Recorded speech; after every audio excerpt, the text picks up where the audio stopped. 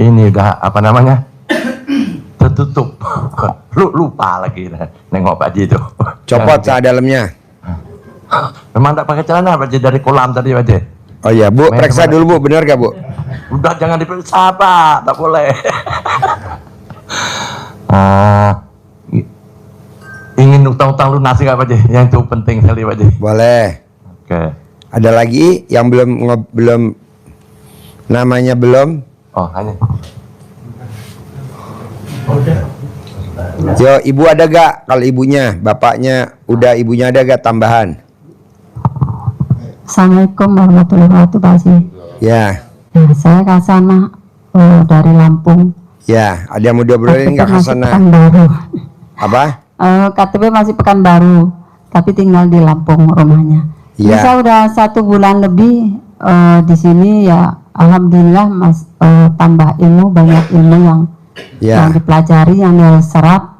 Saya masih minta izin untuk bisa tinggal di sini. Saya yakin di sini bisa ibadah istiqomah sampai lunas, punya modal untuk ibadah. Ya. Pengen banget itu ke Baitullah, pengen banget ya Pak. Kebanyakan tamu RDI cuman pengennya doang Bu, pengennya aja. Makanya saya bilang Barati, nanti yang berangkat yang mana? Jangan yang gede pengen Ji, tapi yang gede berbuat. Yang gede berbuat apa? Ya apa aja yang bikin Allah takjub sehingga menggerakin hati saya untuk nunjuk ibu dampingin anak yatim umroh. Bonusnya apa sih Pak Haji kalau bisa dampingin anak yatim umroh? Kita bisa ijab kabul di atas pesawat terbang, dan pesawat itu adanya di atas awan, bukan di bawah awan, di atas. Peluk sambil ijab, naik pesawat, enak, naiknya pesawatnya bisnis. Enak gak naik bisnis? Mana mic-nya? Coba biar dia terpikat. Mau ibadah. Bedanya bisnis sama ekonomi apa? Iya, waktu itu saya mau ke Eropa 45 hari. Jadi karena itu gratisan, dapat tempat duduknya juga ekonomi, bukan bisnis kelas. Jadi pas saya naik ke sebelum pergi ke airport, saya ijab dulu sama anak yatim. Kata Pak Haji, berangkat jam berapa? Jam 2. Oke, jam 10 datang ke sini ijab sama anak yatim. Kebetulan itu hari Minggu. Jadi saya bilang, anak-anak yatim, tiketnya ekonomi ya, tiketnya ekonomi ya, tapi duduknya di bisnis. Di bisnis. RDI emang begitu. Jadi kata Pak Haji, ijab dulu sama anak yatim. Jadi saya sedekah, ijab sama anak yatim. Pak Haji mau berangkat liburan ke Eropa selama 45 hari. Yakinnya Allah ijabah, Allah kabulkan semua hajat-hajat saya, dan Allah jamu saya dimanapun saya berada. Kalau anak yatim, amin. Jadi saya udah tenang, udah ijab kabul. Pamit sama Pak Haji, sampai airport, naik pesawat, saya duduk di ekonomi. Kiri kanan saya itu orang bule, orang Jepang, India, semua pada pakai jas segala macam. Tapi saya cuma pakai polo shirt, baju kaos yang ada kerahnya. Jadi pas kebetulan saya di pinggir duduknya di pinggir tempat jalannya orang-orang lewat. Jadi kira sebelah saya ada orang yang dia berdua suami istri. Jadi pas saya berangkat itu hendak duduk itu langsung duduk itu, ya Allah sempit banget, ke belakang mau tidur gimana, ke belakang ada orang, terus di depan meja ada majalah doang, terus ada selimut kecil buat saya sama bantal. Ya Allah, saya bilang ini kan 13 jam lama ya, biasa tidur di rumah tuh lega, ini di pesawat nyaman penuh lagi. Terus saya bilang yakin pasti Allah jamu saya dari jamu terbaik. Jadi tiba-tiba ada pramugara datang ke saya, dia bilang pakai bahasa Inggris ya, di bahasa Indonesianya gini, Sir, would you like to move to business class? Artinya Tuan mau nggak pindah ke business class? Sedangkan saya tiket ekonomi, no problem, everything is on my. Artinya nggak apa-apa, semuanya itu saya tanggung jawab. Saya bilang gambar 5 dengan tas-tas yang di atas, nggak apa-apa, nanti saya yang jaga gitu. Jadi saya yang tadinya udah kesempitan itu akhirnya dipindahin ke bisnis kelas, ada satu tempat kosong buat saya. Terus saya duduk, terus bilang alhamdulillah ya Allah, terima kasih Allah, dan saya lega gitu, bisa kaki saya biasa sendal begini, terus ada mejanya, terus ada musik segala macam, terus yang di belakang itu orang-orang dikasih satu gelas jus jeruk ya, saya dikasih 1 liter. Alhamdulillahirobbilalamin, saya bilang terima kasih Allah, terima kasih. Terus tadinya saya mau tidur juga gimana, sempit, tiba-tiba langsung saya tidur begini aja. Saya ambil handphone, saya foto-foto, cepet, terus saya videoin, Pak Haji, alhamdulillah saya dapat bisnis kelas. Tadinya kan saya kena ekonomi gitu. Alhamdulillah udah negatif memang luar biasa. Anak-anak itu pas aduh jadi merinding saya nih. Bener-bener kata Pak Haji roket ke atas ya untuk apa amin anak yatim itu. Jadi saya kenapa saya doa yang dipilih di antara orang-orang sebanyak itu mungkin 200-300 orang yang naik pesawat ya. Cuma satu saya aja gitu. Itu kalau bukan Allah sendiri yang merencanakan itu semuanya, pasti saya nggak terpilih. Tapi karena saya udah yakin sama Allah bahwa Allah semuanya bakal jamu saya ketika saya di perjalanan, dan saya alhamdulillah saya dapat bisnis kelas, saya foto-fotoin, saya video call, Pak Haji, ini saya dapat bisnis kelas Pak Haji. Kata Pak Haji, nah lo bilang apa, lo selamat berlibur ya, gitu kata Pak Haji. Saya juga bilang, Pak Haji mau oleh-oleh apa, terserah apa aja yang suka aku mau gitu. Akhirnya kata Pak Haji selamat berlibur ya, saya alhamdulillah berlibur ke Eropa selama 45 hari. Tepuk tangan dulu dong. Tapi kan Haji Marco selama 7 bulan maksain sholat tahajud di sini. Tuh. 7 bulan Pak. Resikonya Haji Marco kalau pulang tengah malam kan. Iya. Kan di sini kan selesainya jam 3. Iya. Nah, apa yang dilakukan sama Haji Marco? Paksain. Paksain. Sehingga dia pulang ketemu bapaknya anak yatim yang udah meninggal. Coba cerita. Iya, jadi ketika itu masjid musola sebelah sana, masjid terbuat dari apa? Dari gembok atau bambu sama kayu. Kalau saya setuju itu bunyi kreket gitu. Kalau Zamannya Pak Kiai Mansur. terus Zamannya Pak Kiai. pas anak yatim bilang tuh amin, itu goyang semua Pak, musolanya goyang karena Zamannya Billy Saputra, zamannya Chen Kelvin, Titi Kamal. zamannya Titi Kamal, zamannya Vena Melinda. Ya, itu jadi ketika anak yatim bilang amin itu goyang semua apa tempat lantainya itu kan terbuat dari kayu, ditutupi sama tikar aja. Tapi waktu itu biasanya ada Nadia, ada Pak yang lain-lain yang suka datang. Itu malam itu kebetulan malam Rabu. Jadi pas saya mau pulang itu biasanya ada yang ngajak, Haji Marco mau ikut nggak sekalian ke depan gitu. Dia ikut gitu kan, mereka pada kendaraan. Karena kendaraan saya udah saya sedekahin di sini dua-duanya. Jadi saya naik ojek atau naik angkot di depan. Jadi jalan ke depan itu kebetulan nggak ada orang, jadi cuma saya doang. Jadi kata Ustadz, udah nginep aja di sini Pak Haji. Nggak, saya mau pulang. Sampai depan sana saya nungguin angkot nggak datang. Yang ada apa ojek. Ojeknya itu bilang itu, Pak Haji Marco, ayo naik. Saya Pak, maaf uangnya saya cuma 5.000 untuk bayar angkot doang gitu. Dia bilang nggak apa-apa. Saya Pak Haji kan sering atau tahajud di RYY, karena saya sering lihat Pak Haji Marco sering tahajud di tempatnya Pak Haji Dwi. Terus saya naik, dia jadi itu cerita, Pak, saya bilang dulu ya, nanti besok ya saya bayarnya ya, nggak sekarang, karena saya nggak baunya uang gitu. Ya nggak apa-apa gitu. Jadi itu cerita, Pak Haji, saya lihat Pak Haji saya malam kesini. Tahu nggak Pak Haji, anak saya namanya Nunung gitu. Jadi namanya Entis begitu, Tisna berarti. Terus saya bapaknya Nunung, jadi Nunung ngaji di sini sama Pak Haji Dwi gitu. Dalam hati saya, jangan-jangan ini bapaknya udah meninggal, katanya, masa sih gitu, dia punya ojek gitu kan.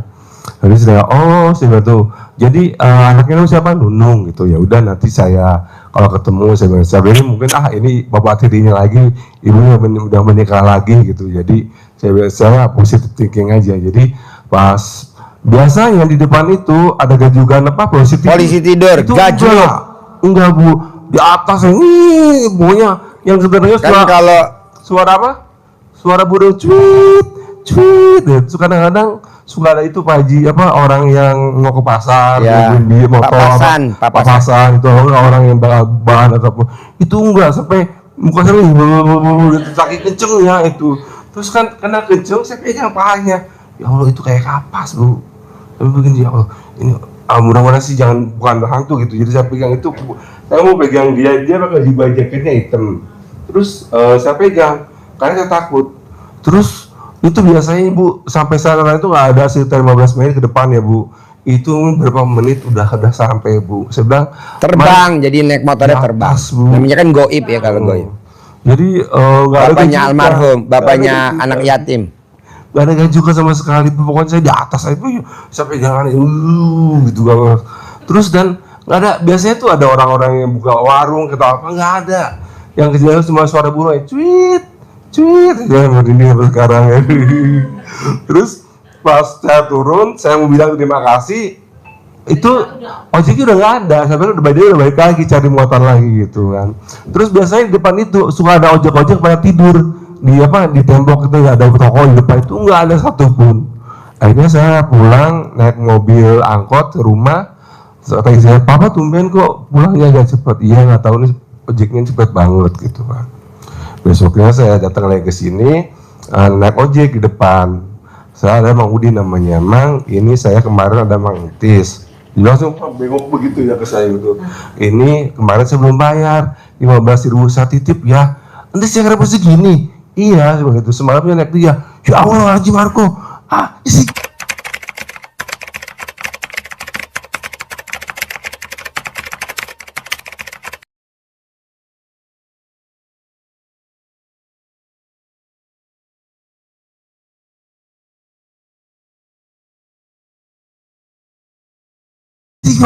kenapa? Dia mati. Tahun lalu dia tabrakan di apa? Kelindes truk. Kelindes truk. Bu, jadi kepala pecah. Jadi pas malam itu, malam 1 tahunnya beliau meninggal. Terus saya bilang, bener Mang sebenarnya. Tolong titipin itu. Mau. Saya bilang nggak mau dititipin apa ongkos ya. Terus akhirnya saya sampai ke musola ke sini ketemu Ustadz itu udah Isya lewat. Jadi saya bilang ceritain gitu. Terus udah Pak Haji ke Haji dulu aja langsung Pak Haji kebetulan lagi ada privat. Saya Pak Ustadz, kadang Ustadz datang sama saya, ya udah kata Pak Haji kabul ya, tamunya keluar, saya masuk dan Ustadznya cerita. Kata Pak Haji, ya Allah Haji Marco bener saya bilang gitu. Terus si Nunu kan itu anaknya lagi tahajud gitu. Iya gitu. Jadi ternyata iya kata si Nunung itu malamnya pas 100 tahunnya bapaknya meninggal lagi sedekahan kayak gitu ya, ada acara tahlilan gitu. Jadi saya bilang Nunung ini uangnya buat kamu aja yang 15.000. Terus ini langsung namanya yatim, makasih Pak Haji ya gitu. Terus dia bilang apa? Pak Haji kalau besok ketemu lagi sama bapak saya, salamin dari saya dong. Gak mau. Jadi saya bilang ke istri mama, kayaknya papa kemarin lihat ojek gaib, kayak hantu gitu. Itu hantu mau beneran. Akhirnya masih nunung gitu. Terus dia bilang gitu, kayaknya papa nggak pertama kali naik mau ojek gaib deh, kayak papa sering deh. Allah sedih mama telepon Pak Haji Dwi, tonggol Pak Haji Dwi, mama tuntut Pak Haji Dwi gitu. Papa aja suruh naik ojek gaib gitu lah. Jadi saya apa? Itu cerita tentang apa? Tentang ojek gaib. Jadi pengalaman. Jadi kata Pak Haji, ternyata ada makhluk-makhluk yang sakral nggak kelihatan mata, yang kayak bapaknya anak yatim juga di sini ngawasin di sini gitu kadang dia nongol, kadang dia lihat. Makanya nih saya buat RDA ini sangat bersyukur sama Allah, sangat bersyukur, dijagain banget. Nah mau saya gimana caranya Bapak dan Ibu harus yakin dulu ini Pak Haji Marco perjuangannya nggak kecil. Dia sampai ketemu sama ojek gaib. Kasih dulu 1 juta sama itu beli makanan. Iya Ibu, jadi semuanya butuh waktu sama butuh proses. Jangan protes baru udah datangnya ke sini nyungsep, pengen cepet-cepet lagi. Itu namanya protes. Saya maunya proses. Haji Marco seperti bapak-bapak juga, setelah 7 bulan tanggal 1 Januari dia tahajud di sini 7 bulan.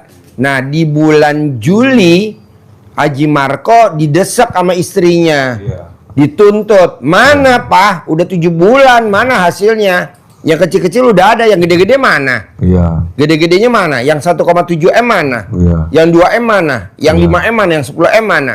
Iya betul. Nah, karena didesak sama istrinya, dia desak juga ke saya. Iya. Ah, coba cerita. Jadi saya bilang, Mama kok tahu Papa udah 7 bulan? Langsung Beli dibawa pecel kalender. ayam. Nih Pecel Papa nih di kalender. Tanggal 1 Orang. Januari itu suka spidol. 12 ya. Papa mulai tahajud berakhir di 12. tanggal Juli berapa gitu ya. Terus kata Pak Haji, Saya pakai tahu katanya Mama kita harus sabar. Tapi kan isi namanya isi ngomong terus. Akhirnya saya datang ke kandang Pak Haji, saya ketemu Pak Haji itu. Ada nomor Aku HP-nya? datang ke sini sore kalau tahajud karena semalam makan kita udah pecel ada, berantem. sini Jadi gitu. kita jam 10 itu udah ketemu Pak Haji. Pak Haji itu biasanya jam 10 itu lihat itu apa sapi dan kerbaunya dilihat sama Pak Haji dan kudanya. Jadi pas Pak Haji datang, Pak Haji Marco ngapain di situ duduk sendiri aja gitu. Kemudian Pak Haji bawa jus mangga ya Pak Haji ya. Ini buat Haji Marco satu, buat saya satu. Terus Pak Haji bilang minum, saya minum. Tapi Pak Haji bilang tuh, kenapa muka lu kayak muka berak gitu? Enggak Pak Haji, nggak ada masalah. Enggak, muka lu berak banget, nggak ada senyum-senyumnya gitu. Biasanya kalau gue lihat senyum lu udah seneng gitu. Tapi hari ini muka lu muka berak. Iya Pak Haji, saya habis berantem. Kenapa? Kata Mariam, kok belum terkobul-kobul gitu. Jangan-jangan jong gitu kan. Terus kata Pak Haji, banyak bisa terkobul loh, sampai kiamat tuh bang terkobul gitu. Kenapa Pak Haji? Karena lu perhitungan sama Allah, lu nuntut Allah biar cepet-cepet ngabulin semua kabulan lo gitu. Jadi kalau lu mau terkabul, lu harus jalan-jalan dulu biar bahagia hati lo gitu, biar happy hati lo gitu. Ya Pak Haji, saya mau bahaya gimana gitu, mau jalan-jalan gimana?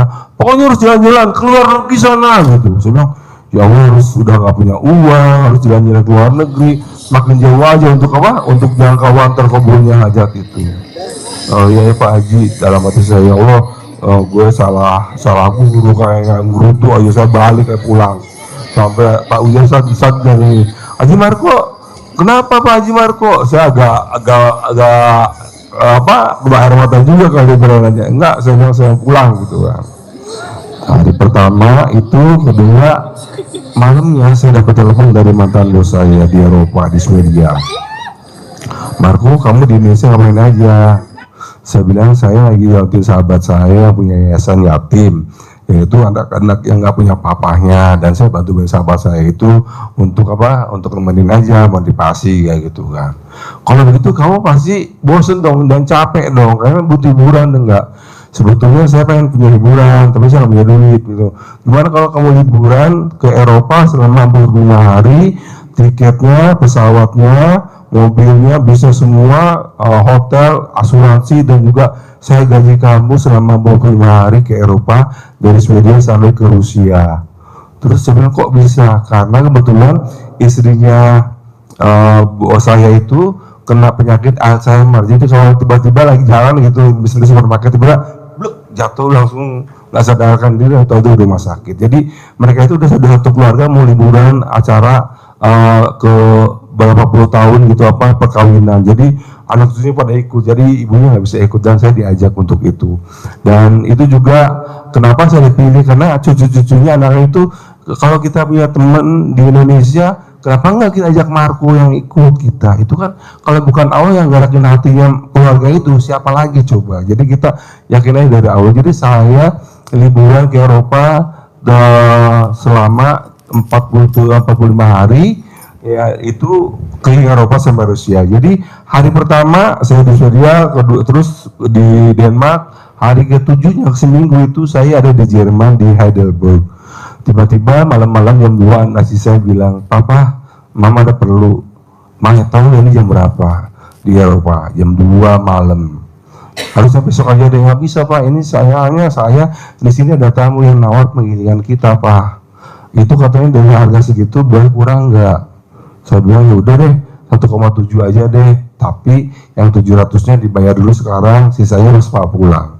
Nah itulah itu pertama kabul saya yang jutaan miliaran itu dari situ. Ketika kata Pak Haji, hati senang rezeki datang, hati sedih rezeki pergi. Ketika saya benar-benar nggak gembira, mikirin masalah utang, masalah bayar liburan. Jadi saya liburan, jadi benar-benar tuh lupa aja kan masalah yang ada di Indonesia, masalah isi, masalah apa kayak apa tek nggak ada, pokoknya nol, zero, nol ya, zero tuh nol ya. Jadi pas itu alhamdulillah ketika saya benar-benar lupa, datanglah rezeki. Kata Pak Haji, ketika hati senang itu rezeki datang, rahmat malaikat itu pada datang, rezeki pada datang ke apa, ke hati kita. Tapi kalau kita sedih, hati kita tertutup, makanya rahmat, semua kebaikan juga rezeki juga ketutup. Jadi kata Pak Haji, hati senang rezeki datang, hati sedih rezeki pergi. Jadi kita harus senang. Pak Haji selalu bilang, bos senyum bos, karena kita bingung ya kak, mau tidur harus senyum. Apa sih maksudnya Pak Haji, apa nih gitu. Ternyata kita dilatih untuk bisa tersenyum. Kita lebih senang lihat orang berseri-seri daripada orang cemberut aja. Kalau kita punya anak atau suami atau istri yang cemberut aja, kita senang nggak? Pastinya enggak kan. Jadi rezekinya nggak datang. Jadi ketika kita senang, senyum, bahagia, ibaratnya kenapa senyum? Senyum itu dari wujud dari syukur. Kata Pak Haji, syukurin, nikmatin, jalanin, syukurin kayak gitu. Itu bersyukur, senyum, bahagia. Ya kita seolah bahwa kita diajarin di Pak Haji itu kalau soal bangun tidur harus senyum 41 kali. Jadi kita di situ belajar tentang senyum. Dan senyum juga ibadah. Kita senyum sama orang juga ibadah. Cuma kalau kita jemput sama orang yang ada jadi musibah, kita dihajar sama dia. Jadi itu buat bapak ibu-ibu, itu semua butuh proses. Ketika kita hatinya lagi sedih, rezekinya pergi. Ketika kita senang, rezeki datang. Jadi harus yakin ya bahwa semua pasti terkabul. Karena ini saya nih tahun 2014 sampai sekarang, dan saya tahu banget orang yang sudah berhasil dan mereka sudah apa-apa. Saya kadang-kadang tahu dari bocoran dari Pak Haji. Kenapa saya sampai masih di sini? Alhamdulillah bisa nemenin Pak Haji, bisa berbagi juga testimoni, dan juga untuk meyakinkan bapak-bapak, ibu-ibu, nggak ada yang mustahil. Aja kita nggak tergabung karena kita sudah memuliakan anak yatim. Ingat ya, bukan menyayangi anak yatim, tapi memuliakan anak yatim. Artinya tuh grade-nya tuh tingkatannya lebih tinggi, memuliakan, bukan mengasihi atau mengayomi anak yatim. Kalau mengasihi ya gimana dengan kasihan amat ya dia, kamu bapaknya meninggal, kalau ini buat kamu berapa. Tapi kalau memuliakan anak yatim itu kata Pak Haji, masih jalan-jalan ke hotel, dibeli macam-macam, jalan-jalan umroh. Itu kan benar-benar dimuliakan ya. Nggak semua anak yatim itu bisa umroh, terutama di daerah Bogor aja, kecuali di sini kali Bu. Jadi kita harus yakin pasti terkabul ya. Semangat ya. Ya, jadi Bapak dan Ibu, kemarin kita bikin acara di Megamendung Puncak hari Jumat, pulang hari Sabtu. Ini udah ada yang japri, alhamdulillah banyak yang udah pada terkabul. Jadi kita besok tanggal 15, tanggal 14 kita bikin lagi acara di Megamendung Puncak. Besok tanggal 14 hari Minggu jam 7 pagi sampai jam 12 kita bikin acara lagi di Megamendung Puncak tanggal 14. Saya mau seperti yang sekarang nih, banyak yang terkabul. Yang sedekah 2 juta banyak banget yang terkabul. Yang sedekah 1 juta banyak yang pada terkabul. Yang sedekah 10 juta banyak, yang privat tuh yang malam-malam tuh banyak yang terkabul. Makanya saya mau bikin lagi besok tanggal 14 September. Kalau anak yatim berangkatnya tanggal 13. Jadi anak yatim berangkatnya hari Sabtu. Dari sini habis sholat subuh dia berangkat, bermain di sana. Anak yatim bermain dulu karena dia kan nginep. Kamarnya udah ada yang bayarin. Jadi kita udah book kamarnya buat anak yatim besok. Jadi dia dari tanggal 13 berangkat dari sini jam 4:30 pagi sampai di Megamendung Puncak jam 6. Jam 6 pagi lanjut langsung acara anak yatim. Kalau kita bikinnya tanggal 14 jam 7 pagi karena acaranya gratis. Pak Haji kalau saya nginep bayar sendiri di hotel. Nggak usah bayar sendiri. Karena kan hotelnya bukan milik kita. Boleh gak Pak Haji kalau saya nginep di hotel bayar, saya ikut acara anak yatim? Pastilah boleh. Karena rata-rata yang kemarin pada ikut acara anak yatim 100% terkabul. 100% terkabul. Makanya saya mau bikin lagi nih. Besok tanggal 14. Tanggal 13 dan 14. Nah, mau saya coba Bapak dan Ibu, kalau memang bangun jam 00, senyum, mandi pagi, tahajud, baca Quran 12 juz, sedekah subuh, sedekah Jumat barokah, sholat ba'diyah qobliyah, sholat taubat yang 9 memang belum sempurna. Coba disempurnain dengan gembira, ceria, senang. Karena Haji Marco kan udah 7 bulan, hajatnya kecil-kecil udah terkabul. Tapi yang miliaran, yang puluhan miliar, yang ratusan miliar, yang keliling Eropa, yang keliling Asia, yang ke Bali, kan belum. Nah, akhirnya dia bergembira. Baru 7 hari gembira, Bapak dan Ibu buktiin tadi kesaksiannya Haji Marco, hajatnya terkabul. Nah, makanya Bapak dan Ibu coba paksain. Hari Sabtu ikut gembira sama anak yatim hari Sabtu. Lomba-lomba. Naik odong-odong. Apa bapak yang nyupir, apa ibu yang dorong odong-odongnya, bebas. Bahwa yang penting anak yatim gembira. Gitu loh. Jadi anak yatim yang naik odong-odong, bapak dan ibu tuh anggap aja jadi pengawal. Coba lihat deh. Pengawal presiden Korea Utara. Presidennya naik mobil, pengawalnya ngapain? Lari, jagain. Ini mah ibu nggak mau rugi. Naik dong. Oh, pala lu peang. Jangan lari, ibu lari. Saya nggak bisa Pak Haji, kan saya pakai rok. Angkat roknya. Saya gembira tadi di kolam. Apa? Gembira di kolam, luar biasa. Siapa? Saya, Oh ibu, oh bapak. Oh iya. Rambutnya tuh Nah, besok kan minggu ada lagi. Ikut lagi besok minggu. saya pulang. Pak. Hah? Hari Selasa ini saya pulang. Kenapa nggak di cancel? Ya. Alhamdulillah pasti tahu. Tadi ya seneng ya. Nah Haji Marco juga begitu Pak. Dia gembira, dia senang. Haji Marco nih Pak dulu waktu selama 7 bulan tahajud di sini, setiap hari Minggu pasti Haji Marco bantuin nyidukin air, es minum anak-anak, bikin minuman, ya, Betul Pak Haji. bikin minuman, Iya. nyidukin air. Iya. Terus dia udah selesai berenang, anak yatim pada naik di punggungnya dia. Betul. Iya, Katanya naik paus. iya, kata naik paus. Kan anak yatim pada naik di punggungnya, ibu yatim pada teriak-teriak, "Ade jangan, emang kenapa mah? Jatah mama." Jadi ibu yatim pengen naik paus juga. Gue bilang, adik ini. Iya, peluk sambil ijab, ya. Pokoknya senang. Luar biasa. Iya, anak yatim naik perosotan dari atas, bapak jagain di bawah. Ini enggak, Haji Marco naik perosotan, anak yatim di bawah. Jadinya tenggelam dah tuh. Aduh. Jadi maksud saya gini Pak, terkabul itu nggak sulit loh Pak Bu. Terkabul tuh nggak sulit. Terkabul tuh mudah buat Allah. Iya. Mudah. Kenapa kok nggak nyampe ke saya sih terkabul? Karena bapak dan ibu merasa dirinya jadi Tuhan. Salah satunya Tuhan kecil. Bapak dan ibu merasa jadi Tuhan kecil. Apa tuh merasa jadi Tuhan kecil? Bapak dan ibu suka ngomong, saya lagi terjolimi. Nggak boleh. Saya lagi teraniaya. Nggak boleh. Emang ada ayatnya? Ada. Lo terangin. Pinjem mic-nya. Saya lagi dicoba sama Allah. Ngapain nyoba-nyoba lu? Kayak nggak ada kerjaan. Nggak ada itu nggak ada. Terangin dasarnya Al-Quran. Itu ayat yang sering dibaca oleh Bapak Ibu. Surat Al-Fajr, wal fajr, walayalin asr. Ketemu di bawah ayat yang ke-16. Itu artinya Allah,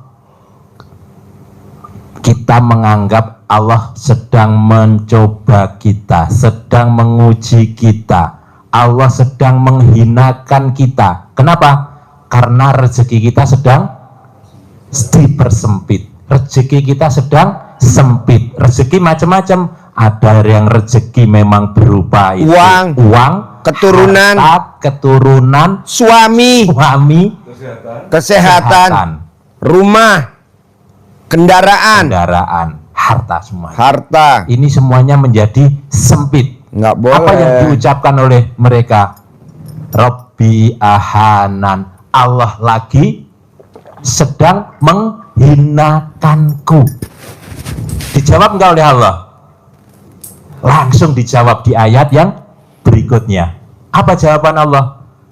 Kalla bal la tukrimu nal yatim. Kalau dibaca yang lancar, kalla bal la tukrimu nal yatim. Kalla, tidak demikian, bukan demikian, bukan sedang menghinakanmu. Kamu seperti itu bukan karena diuji Allah, kamu seperti itu bukan karena dihinakan Allah, bal, tetapi karena apa? La tukrimuna, kamu tidak memuliakan. Kan anak yatim. Memuliakan siapa? La tukrimunal yatim, karena kamu belum memuliakan anak-anak yatim. Sudah Pak Haji, belum maksimal. Belum maksimal. Sudah Pak Haji, belum konsisten. Sudah Pak Haji, belum nendang. Belum nendang, belum greget. Gregetnya belum. Jadi Iya. sekedar, maka belum terasa. Sudahnya itu bisa jadi karena untuk menutup satu dosa-dosa kita yang kemarin. Jadi begitu, sudah dikabulkan sebetulnya oleh Allah. Hajat kita sudah, tapi urutannya apa dulu? Dibersihkan dulu kesalahan-kesalahan kita. Di apa lagi? Ditutup dulu, yang sering ditekankan Pak Haji. Kenapa kita seperti ini? Karena kita masih ditutup dulu aib-aib kita oleh Allah. Kalau ini semua sudah terbersihkan di hati kita, maka pasti Allah membalik ke yang ayat ke-15. Saat usaha kita, rezeki kita diluangkan oleh Allah, kita mengucapkan Allah sedang memuliakanku. Nah. Robbi akroman, Allah sedang memuliakanku. Tapi kita lupa saat longgar kita tidak bersedekah, Memuliakan anak yatim. tidak memuliakan anak yatim, apalagi saat sempit, merasa sedang sempit kok memuliakan anak yatim, bagaimana? Ini yang harus dievaluasi dulu oleh kita. Ayatnya jelas di situ, dibuka di surat Al-Fajr ya. Al-Fajr ayat. Jadi yang dimuliakan Pak, anak-anak yatim, bukan anak-anak orang miskin. Ada kata-kata yatim. Atau yang kebangetan nih bapak-bapak, memuliakan ibu-ibu yatim. Nggak boleh Pak, itu bonus. Jadi yang digendong siapa? Anak yatim. Jangan yang digendong ibu yatim. Yang dikecup keningnya anak-anak yatim. Jangan yang dikecup keningnya ibu-ibu yatim. Yang Kita dibonceng Pak Haji bukan ibu yatim, tapi anak yatim. usap kepalanya, cium keningnya anak yatim. Jangan. Kan ada tuh anak yatim kurung tuh, banyak banget yang lagi digendong sama ibunya karena rewel, jadi ditetein kan biar nggak rewel si anak yatim yang kecil-kecil ya. Ngapain bapak diusap kepalanya? Nenennya. Datang polisi itu berarti yang repot. Ada secara. Lagi bapak dan ibu pura-pura pengen lihat mana anaknya, orang lagi nenen. Nggak boleh. Jadi ibu mesti tutup matanya gini, mana anaknya? Oh iya, lagi nenen. Lanjut bos. Ya, jadi itu yang harus kita lakukan. Kapan kita melakukan sedekah, memuliakan anak yatim? Apakah nunggu kita harus longgar dulu rezeki kita lapang dulu rezeki kita? Tidak, Allah memaksa kita. Emang dipaksa, dibuka di surat Ali Imran ayat 134. Apa itu? Dipaksa dipaksa oleh Allah. Siapa yang disayangi Allah? Orang yang dicintai Allah di terakhir ayat itu adalah alladzina yunfikuna fis sarra'i wad-dharra'i. Mereka itu adalah orang-orang yang bersedekah, menginfakkan rezekinya untuk memuliakan anak-anak yatim dalam keadaan lapang dan sempit. Ada kata-kata itu, Pak. Lapang pas kita alhamdulillah lagi senang. Sempit pas kita lagi kepepet. Tolak bala. Lanjut. Karena kita biasanya akan bilang untuk makan aja susah, kok rezekinya untuk sedekah. Diutamakan yang mananya dulu? Ayatnya yang pertama adalah sedekah. Jangan makan dulu. Sedekahin dulu.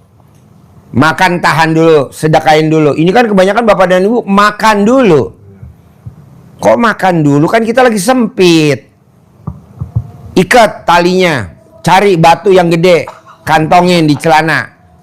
Gitu, nahan lapar. Baru kita sedekah. Nanti herannya ketemu aja.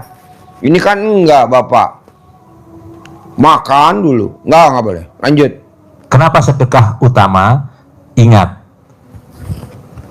setiap pagi 2 malaikat diutus Allah datang kepada kita. Untuk apa? Melihat. Bagi yang bersedekah didoain oleh malaikat. Allah limpahkan rezeki atas sedekah yang hamba ini keluarkan. Lapangkan rezekinya, ganti sedekahnya dengan rezeki yang seluas-luasnya, sebanyak-banyaknya dan barokah. Satu malaikat mendoakan siapa? Orang yang bersedekah. Yang tidak bersedekah didoakan juga enggak? Hah? Kalau enggak didoakan, alhamdulillah, ternyata didoakan. Nah, ini yang malah berbahaya. Kalau enggak didoakan enggak apa-apa, didoakan oleh malaikat kepada, bukan malaikat yang sama, malaikat yang satunya. Apa doanya? Allah lenyapkan, binasakan harta orang yang gigir, orang yang pelit, orang yang tidak mau bersedekah. Setiap pagi, kalau kita setiap pagi didoakan oleh malaikat seperti itu, kira-kira salah nggak kalau harta kita semakin lama bukan semakin meningkat, tetapi semakin lama semakin surut, mentok, baru ke RDAY. Ya, maka ini kita evaluasi seberapapun, Pak Haji ngajarinya seberapapun, tapi harus konsisten, terus.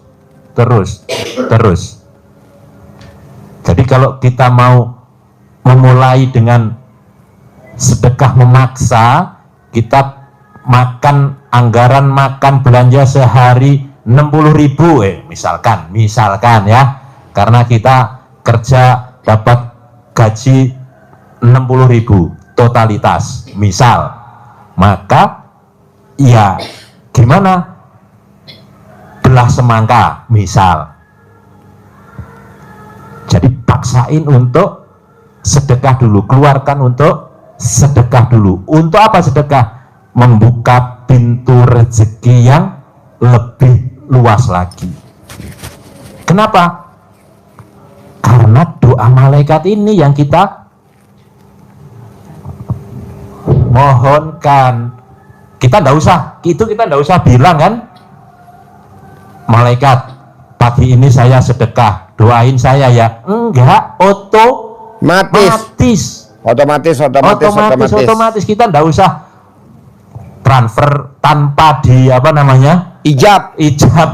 Pak, ini sedekah saya hari ini, ijab saya sedekahnya 10.000, ijabnya Selembar. selembar. Kasihan Pak, anak yatim Pak. Teriak-teriak, maka saya bilang udah jangan diaminin, ngapain lu sedekah 10.000. Kasihan Pak, bengok-bengok, ya kan? Makanya saya bilang sama Mbak Rati, Mbak, besok berangkatin anak yatim umrohnya dulu bulan Oktober. Tes ombak dulu Mbak, sebelum kita berangkatin banyak. Oke Pak Haji. Ya udah besok jadi Oktober dia berangkat dulu bersama anak yatim. Gitu. Pendamping nggak usah, karena pendampingnya juga baca Qurannya masih lemot. Ngapain dampingin? Udah aja anak yatim semua dibawa. Oke, ini barusan. Nah mau saya, coba Bapak dan Ibu, jangan kebanyakan hajat. Banyakin ibadah, terutama baca Quran, karena baca Quran itu bisa nggeser doa. Baca Quran itu bisa nggeser zikir dengan baca Quran. Emang ada? Lah itu ada, coba baca. Ya, hadis Rasulullah SAW, barang siapa yang hidupnya disibukkan dengan Al-Quran, artinya apa disibukkan dengan Al-Quran? Membaca, diberikan keutamaan Prioritas. yang lebih. Prioritas. Keutamaan. Kalau ke bank berarti Prioritas. prioritas. Jadi ngambil setor, tidak harus ngantri. Nggak ngantri. Orang lain antri, kita duduk. Duduk, sudah dilayani. Kalau travel namanya maktur. Kita pakai travelnya maktur. Jadi prioritas. Nggak antri, kita nggak antri. Langsung masuk. Langsung masuk. Namanya travelnya maktur. Dilayani. Ya. Kita bukan Dijemput. Kopernya ini besok anak-anak yatim, pendamping nggak pernah bawa koper. Kita tinggal duduk, turun dari mobil di bandara Terminal 3, itu kopernya udah diambil sama karyawannya maktur. Kita udah tinggal boarding, cek, udah tinggal masuk pesawat, itu semua udah ada. Bukan kayak travel-travel lain, kita mesti ngeret-ngeret koper, gak level. Sampai di bandara, begitu juga. Bapak tinggal masuk mobil, kopernya udah dibawa ke mobil, Bapak sama Ibu nggak usah bawa koper ke kamar. Kopernya udah di depan kamar tuh. Kita pakai travelnya maktur namanya. Ya, agak prioritas. Saya nggak mau pakai travel abal-abal. Besok haji juga begitu 2026. Pakainya maktur. Kita pakai maktur. Visanya maunya furodah saya. Semuanya visanya furodah. Gratis.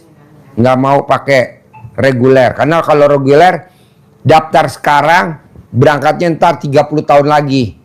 Ngerinya Bapak dan Ibu umurnya panjang. Saya ngerinya Bapak dan Ibu umurnya panjang. Saya maunya maktur. Bayarnya di bulan Maret, bulan April langsung berangkat.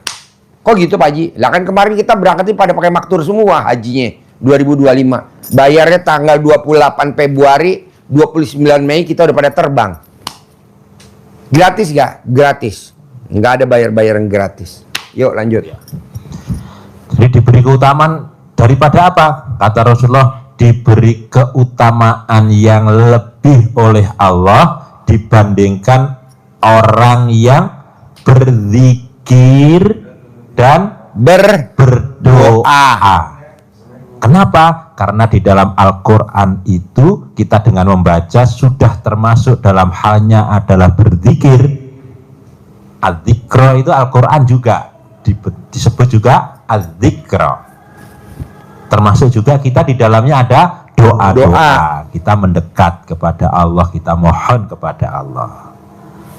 Dengan baca Al-Quran, Bapak sekalian, di samping sedekah yang maksa itu, kesimpulan dari ilmu yang diajarkan Pak Haji kepada kita semua itu terangkum di dalam surat Fatir ayat 29.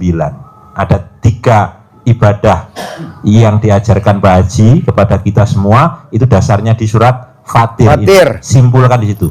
Apa konklusi apa? Kesimpulan dari ketiga hal ini, ujung dari ayat itu adalah kehidupan kita, usaha kita, bisnis kita, apapun yang kita lakukan, kata Allah, lan tabur, dijamin tidak mengalami kerugian. Berarti apa? Pasti untung, pasti meningkat bisnisnya, pasti meningkat usahanya, pasti melompat kuantum, melompat.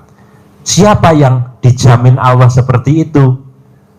Ada 3. Yang pertama adalah alladzina yatluna kitaballah, yaitu orang-orang yang membaca Al-Quran. Kitab Allah. Kitab berarti Kalau Al-Quran. membaca Al-Quran, maka dijamin oleh Allah untuk lancar semua usahanya. Berangkat umroh gratis, berangkat haji gratis 2026.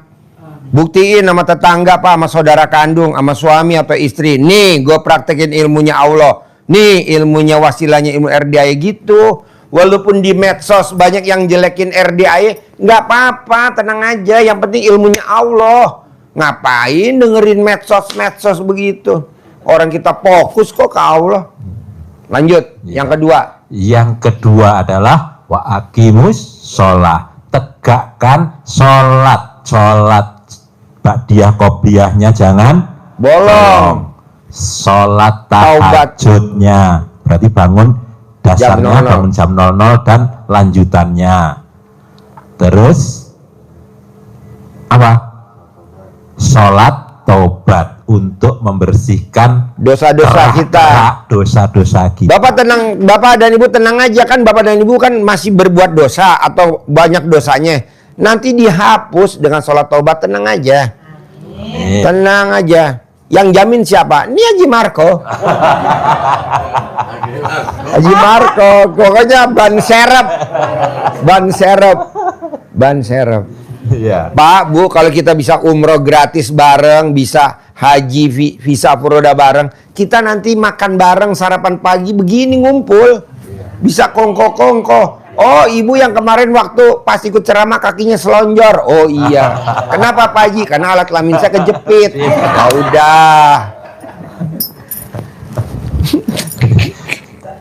Lanjut ya. Yang ketiga. Yang ketiga apa itu?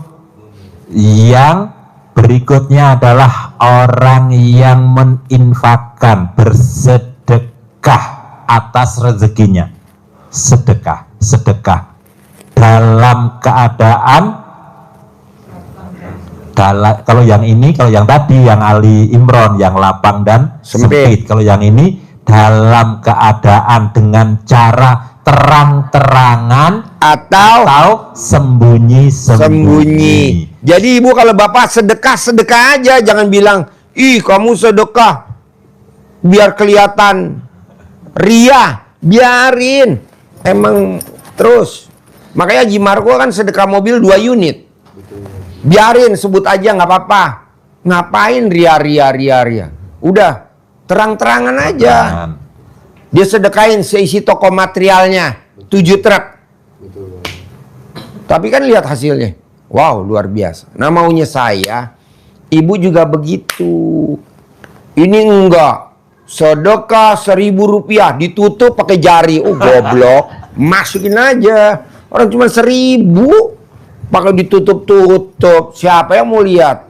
Setan juga malas kali mau lihat 1.000. Soalnya 1.000-annya udah lecek, Pak. 1.000-annya udah lecek. Jadi kalau Bapak dan Ibu kalau mau sedekah ada itu langsung aja. Makanya di sini kita nggak nyediain kotak, langsung aja. Langsung gitu. Manjur gak? Loh, ini sedekah 2 unit mobil. Ini sedekah seisi toko material 7 truk. Yang tadinya kontrakannya waktu sebelum datang ke RD, kontrakannya berapa pintu? 6.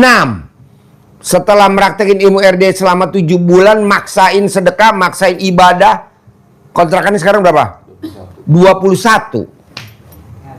Mau saya, Bapak dan Ibu yang nonton YouTube, Bapak dan Ibu yang hadir di sini, kalau Haji Marco 21, Bapak dan Ibu kontrakannya harus 100. Amin. Gitu. Rukonya waktu datang ke RDAE, Haji Marco belum punya ruko. Paksain sedekah ekstrim, rukonya sekarang berapa? 15 pintu. Saya mau Bapak dan Ibu yang ada di sini dan yang nonton YouTube kontrakannya 100, rukonya harus 100 juga. Amin. Iya, jadi ada penghasilan harian, ada penghasilan mingguan, ada penghasilan bulanan, ada penghasilan tahunan. Harian dari mana? Catering. Bohong yang kos nggak makan. Catering. Bulanan, laundry. Bulanan, kos-kosan. Mingguan laundry, bulanan kos-kosan. Tahunan, kontrakan. Yang ngambil ruko bayar 5 tahun di muka. Kan lumayan. Kalau setahunnya kita kontrakin 50 juta aja. 5 tahun berapa? 250 juta. Duit nggak ada saudaranya. Bisa? Bapak dan Ibu praktekin. Ulangin lagi. Anggap aja nih pesertanya blow on. Ulangin lagi. Ayo ulangin lagi. Yang tadi tuh. Yang tadi yang terakhir. Yang kesimpulan ya. Iya. Dicek bener nggak itu. Fatir ayat 29. Di Al-Quran ngetes Al-Quran. ngeceknya ya. Ya.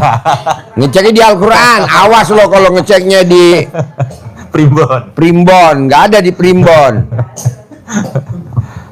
Udah ada yang buka. Fatir 29. Coba Bu dibaca Bu. Itu tuh pakai mic. Artinya aja deh, enggak apa-apa. Artinya aja. Sesungguhnya orang-orang yang selalu membaca kitab Allah atau Al-Quran dan melaksanakan sholat dan menginfakkan sebagian rezeki yang kami anugerahkan kepadanya dengan diam-diam dan terang-terangan. Mereka itu mengharapkan perdagangan yang tidak akan rugi. Iya, Ujungnya jadi nggak apa? akan rugi. Perdagangannya, tijarohnya, bisnisnya, usahanya, apapun kehidupannya tidak mengalami kerugian, tidak mengalami kemunduran, tidak akan pernah ditipu orang, tidak pernah kena hipnotis, larut dalam rayuan, investasi. Kalaupun sampai Bapak dan Ibu ketipu, bukan ketipu, harusnya umurnya Bapak dan Ibu pendek. Itu yang ngambil duitnya Bapak dan Ibu, yang manfaatin duit Bapak dan Ibu, langsung mati. Saya sabdain langsung mati. Kenapa? Kan harusnya kita yang mati. Kita udah kritis nih, udah di ICU. Dianya masih gagah. Dia pakai duit kita, nggak mulangin. Langsung saya sabdain, mati lo. Gitu, suami istri, semua anaknya, istri-istrinya mati. Begitu saya sabdain. Kenapa? Bantu program pemerintah pengurangan penduduk, ya kan? Daripada disantet, mendingan langsung Allah aja. Kenapa? Karena dia manfaatin, make duit kita, bilangnya nggak make duit. Make duit kita, pura-pura lupa, nggak bayar. Jadi bonusnya dari Allah apa? Mati, mati. Sekeluarga, anak bininya semuanya.